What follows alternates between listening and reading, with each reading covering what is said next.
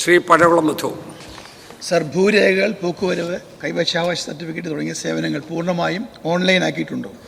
സമ്പൂർണ്ണ ഡിജിറ്റൈസേഷന് ശേഷം എന്തെല്ലാം സേവനങ്ങളാണ് ഓൺലൈൻ വഴി ലഭ്യമാക്കുന്നതെന്ന് പറയാമോ? ഈ സേവനങ്ങൾക്കെല്ലാം കേരളത്തിൽ മതിയായ എണ്ണം വില്ലേജ് ഓഫീസർമാരുടെ അപര്യാപ്തത ശ്രദ്ധയിൽപ്പെട്ടിട്ടുണ്ടോ?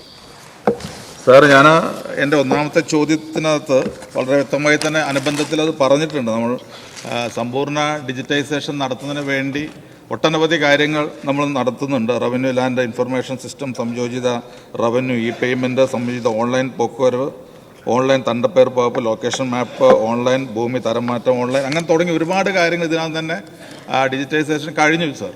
ഇനി അതുകൊണ്ട് സമ്പൂർണ്ണമായിട്ടില്ല, പക്ഷേ നമ്മൾ ആ ഒരു രീതിയിലേക്കാണ്. ഏത് സംവിധാനവും എത്രയും പെട്ടെന്ന് നമുക്ക് ലഭ്യമാകുക എന്നുള്ളതാണ്. അതിന് ഡിജിറ്റൈസേഷൻ വളരെ ഗുണം ചെയ്യുന്നു എന്നുള്ള ഒരു ധാരണ എല്ലാവർക്കും ഇടയിലുമുണ്ട്. പ്രത്യേകിച്ച് നമ്മൾ സർട്ടിഫിക്കറ്റ് കൊടുക്കുന്ന കാര്യത്തിൽ നമ്മൾ ഒരുപാട് മുന്നോട്ട് പോയി. അപ്പോൾ അതുകൊണ്ട് തന്നെ ഈ ഒരു കാര്യത്തിൽ റവന്യൂ ഡിപ്പാർട്ട്മെൻറ്റിന് സമ്പൂർണ്ണ ഡിജിറ്റൈസേഷൻ എന്നുള്ള ലക്ഷ്യത്തിൽ എത്രയും പെട്ടെന്ന് എത്തിക്കാനുള്ള നടപടി ഗവൺമെൻറ് ഭാഗത്തുനിന്നുണ്ടാകും.